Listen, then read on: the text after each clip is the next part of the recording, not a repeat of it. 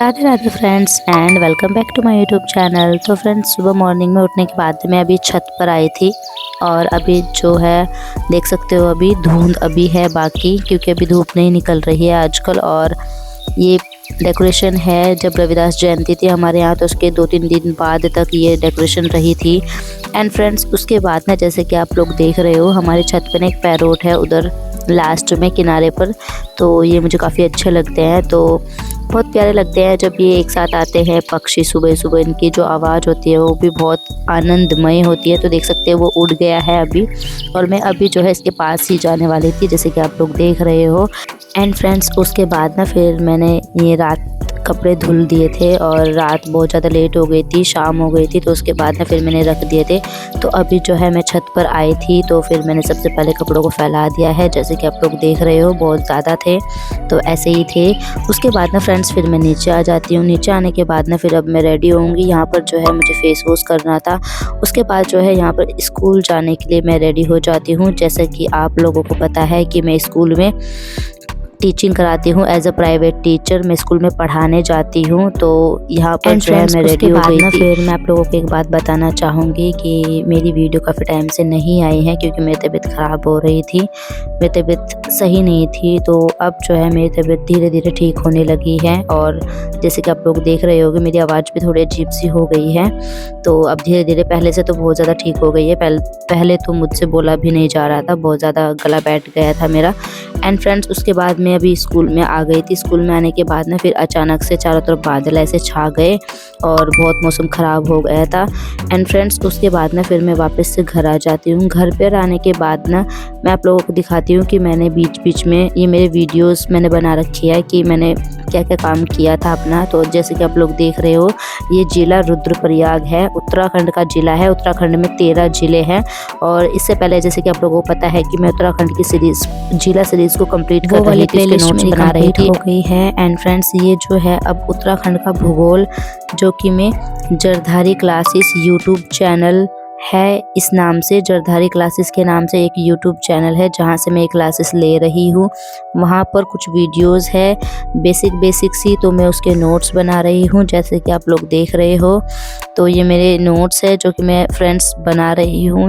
तो फ्रेंड्स, यहाँ पर जो है अलग अलग ज़िले में कौन कौन से पर्वत शिखर है, उसकी कितनी हाइट है मीटर में, तो वो सब डिटेल में लिखा हुआ है और ये मैंने लिख रखा है। इसके साथ साथ और भी है बहुत सारी चीज़ें थी और इन नोट्स को बनाने में ना बहुत ज़्यादा टाइम लग रहा है क्योंकि ये ना बहुत ज़्यादा लेंदी नोट्स है, बहुत टाइम लगता है इनको लिखने में। और मतलब ऐसा है जैसे कि एक बुक में हो ना, या एक बुक के बारे में आप लिख रहे हो तो ये पूरे डिटेल में शॉर्ट नोट्स मैं इनको नहीं बोलूँगी क्योंकि ये पूरे जो सर है उन्होंने पूरी डिटेल में लिखवा रखा है। तो मैं एज इट इज़ उनको उतार रही हूँ, इनको नोट डाउन कर रही हूँ अपनी नोटबुक में।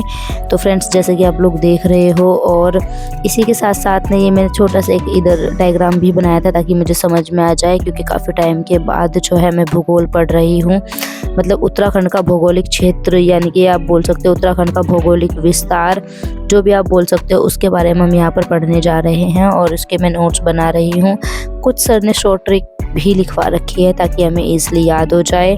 तो फ्रेंड्स, अभी जो है एक ही टारगेट है, अपने सिलेबस को कंप्लीट करना है। बीच में बहुत सारा गैप हो गया है due to my health issues और भी फैमिली प्रॉब्लम्स भी एंड डिमोटिवेशन, बहुत सारी चीज़ें थी, बहुत ज़्यादा स्ट्रेस था। तो अब धीरे धीरे जो है थोड़ा सा फ्री होने लगी हूँ, थोड़ी तबीयत भी अच्छी होने लगी है, थोड़ा बेटर फील कर रही हूँ। तो क्यों ना सोचा आज वीडियोज़ को शूट किया जाए, उसको अपलोड करने हैं। और तो फ्रेंड्स, ये मेरी एक छोटी सी कोशिश है, तो आई होप आप लोग थोड़ा सा अप्रिशिएट करोगे। एंड फ्रेंड्स, मैं जानती हूँ मैं इरेगुलर रहती हूँ, मैं रेगुलर नहीं वीडियो बनाती हूँ। एक तो सबसे बड़ा मेन रीज़न मेरा एक ये हो गया है कि मैं जब से स्कूल ज्वाइन किया है ना मैंने, एक तो दूर है, 10 मिनट तो मेरे को आराम से लग जाते हैं और रेडी होने, मतलब स्कूल जाने से पहले का जो टाइम है आधा पौन घंटा उसमें लग जाता है, स्कूल आने के बाद आधा पौन घंटा तब लग जाता है। और आजकल क्या हो रहा है, स्कूल में लगभग 2:30 बज जाते हैं छुट्टी होने में ही।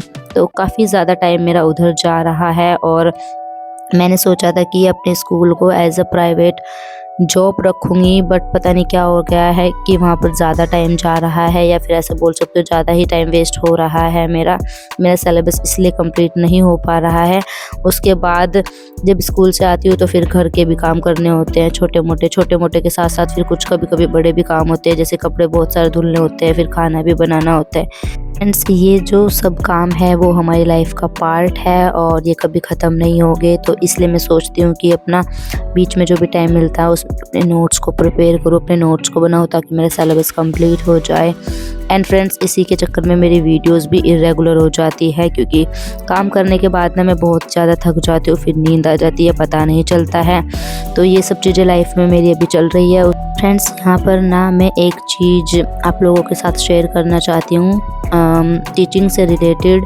मेरी की तरह या फिर मेरी उम्र के या फिर मेरी की तरह जैसे मैं टीचिंग कराती हूँ, उसके बाद तैयारी भी करती हूँ अपनी, तो जो स्कूल में पढ़ाते हैं, तो स्कूल में ऐसा नहीं है कि हम बिल्कुल माइंड से फ्री रहते हैं। स्कूल में अब मेरा मन ना बहुत कटने लगा है वहाँ पर, मतलब मुझे बिल्कुल भी अच्छा नहीं लगता। पता नहीं क्यों लोग कुछ चंद पैसों के चक्कर में ना, मतलब या फिर ऐसा बोल सकते हैं कि कुछ पैसों के लिए, मतलब भले ही कम ज़्यादा कितने भी हो, लेकिन ऐसा लगने लगता है जैसे कि उन्होंने हमें ख़रीद लिया हो। मतलब ऐसे बहुत सारी चीज़ें इनडायरेक्ट वे से स्कूल में भी होती है, आज भी होती है। और इसी के साथ साथ ना फ्रेंड्स, मैं आप लोगों के साथ एक बात और शेयर करना चाहती हूँ कि बच्चों के साथ आज भी बहुत सारी चीज़ें गलत हो रही होती है। और भले ही इतना ज़्यादा एडवांस हो गई है सब चीज़ें जब से सोशल मीडिया आया है, और सब बच्चे भी बहुत ज़्यादा एक्टिव है, बट फिर भी ना कभी कभी मुझे ऐसा लगता है कि एक ऐसा होता है कि हमारे सामने जो चीज़ें हो रही होती है ना, वो सही नहीं होती। मतलब जैसा हमको दिखता है उसके जस्ट अपोजिट होता है, और मतलब अपोजिट चीज़ें हो रही होती है। मतलब नॉर्मल तो कभी भी कहीं भी कुछ भी सही नहीं हो रहा जब से मैं बाहर निकली हूँ। और इन सब चीज़ों को सोचते सोचते या फिर मैं जब इनके बारे में जब डीप एनालिसिस करती हूँ तो बहुत बुरा लगता है, जो कि गलत है। बहुत सारे बच्चों के साथ अभी भी बहुत चीज़ें गलत होती है। तो हमारे स्कूल में तो ऐसे ही है, और फीस तो प्रॉपर ले ली जाती है, लेकिन एजुकेशन के नाम पे कुछ भी प्रोवाइड नहीं किया जाता है। और बस ये है कि दूसरों को सुनाने का काम रहता है और कुछ नहीं। अपनी गलतियाँ कोई नहीं देखता, दूसरों की अगर एक भी गलती होगी उसको ही हाईलाइट पॉइंट बना देते हैं। तो बहुत सारी चीज़ें स्कूल में गलत हो रही है आज भी, क्योंकि हम खुद पढ़ाते हैं। लेकिन मेरे साथ मैं ऐसा हूँ कि जितना भी मुझसे सपोर्ट होता है बच्चों के साथ, मैं बच्चों के सपोर्ट में रहती हूँ, बच्चों के फेवर में रहती हूँ। बट फिर भी ना, जब हमारे बड़े ही सही नहीं है तो हम क्या ही कर सकते हैं। तो अब मेरा जो है स्कूल से भी मन धीरे धीरे कटने लगा है, लेकिन पता नहीं कब तक मैं स्कूल जाऊंगी। जल्दी स्कूल भी छोड़ दूंगी शायद, मुझे ऐसा लगता है, क्योंकि मेरा मन नहीं है स्कूल जाने का भी। और देखते हैं अभी आगे क्या होगा, आपको आने वाले वीडियोस में देखने को मिल ही जाएगा। चलो, यहाँ पर ना मैं आप लोगों के साथ एक और बात शेयर करना चाहूँगी कि मैं जब स्कूल नहीं जाती थी, तो जब मैं घर पर रहती थी, तो मेरा लगभग जो है घर का काम सब कुछ लगभग 1.5-2 आराम से मुझे बच जाता था। तो फिर मैं सोचती थी क्यों ना स्कूल चले जाऊं। स्कूल जाने से मुझे क्या फ़ायदा होता है, चलो मैं सबसे पहले आपको फ़ायदे गिनवाती हूँ कि सबसे पहले हमारे कुछ ना कुछ हमारी अर्निंग होगी, चाहे कम ही हो बट होगी, ताकि हम अपना खर्चा निकाल सके।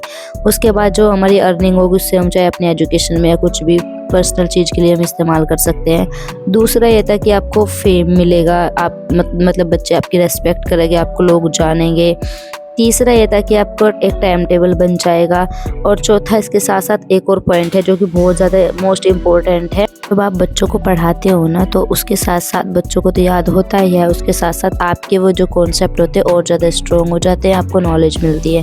तो ये 4 पॉइंट मुझे लगता है बहुत ज़्यादा इम्पोर्टेंट थे। पहला आपका अर्निंग होगा, दूसरा आपका टाइम टेबल होगा, तीसरा नॉलेज हो गया, एंड लास्ट और फोर्थ पॉइंट जो है वो है आपको बच्चों के द्वारा मिलने वाला प्यार, जो कि बहुत बहुत एक अलग ही होता है, एक अलग ही अनुभव होता है बच्चों के साथ। और आप हमेशा, अगर आप सैड भी होगे ना तब भी आप मुस्कुराने लगते हो, तो एक वो जो फीलिंग होती है वो एक अलग ही लेवल की होती है फ्रेंड्स। तो ये छोटी छोटी सी चीज़ है जो हमें मोटिवेट करती है, बाकी तो और कुछ नहीं है। और इसी के साथ साथ मैं आप लोगों के साथ एक और बात बताऊंगी कि मेरा स्टाफ जो है बहुत अच्छा है, मैं मानती हूँ बहुत अच्छा है, लेकिन फिर भी आपको यकीन नहीं होगा कि आपके मतलब सामने कोई कुछ नहीं बोलेगा, लेकिन आपके पीठ पीछे बहुत सारे ऐसे लोग होते हैं, बहुत सारी ऐसी लेडीज़ होती है जो आप एक ही बुराई करेंगे और आपके मुँह पे ही अच्छा बने रहेंगे।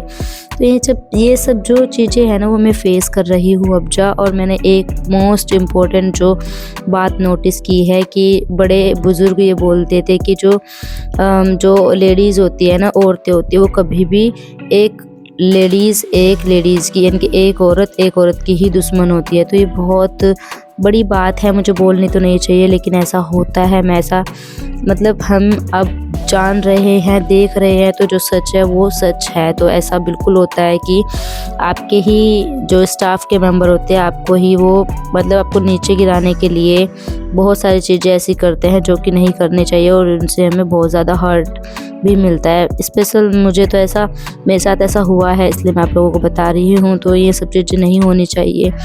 खैर, सबकी अलग अलग अपनी सोच है, हम नहीं बदल सकते सबका। जो बोलते हैं ना कि परिवार का जो लालन पालन है या उनके जो संस्कार है वो उनके अंदर है, हमारे अंदर है। तो सबका अलग अलग होता है, हम सबकी सोच तो नहीं बदल सकते, सबका नज़रिया नहीं बदल सकते, लेकिन ये चीज़ें गलत है जो कि नहीं होनी चाहिए। मैं खुद फेस करती हूँ, इसलिए आप लोगों के साथ बोल रही हूँ, आप लोगों के साथ शेयर कर रही हूँ। मुझे लगा आज कर लेना चाहिए तो मैंने कर दी है। आई होप आप लोगों को ये छोटी सी वीडियो मेरी पसंद आई होगी। अगर आप लोगों को मेरी वीडियोस पसंद आती है तो प्लीज़ लाइक कर दीजिएगा।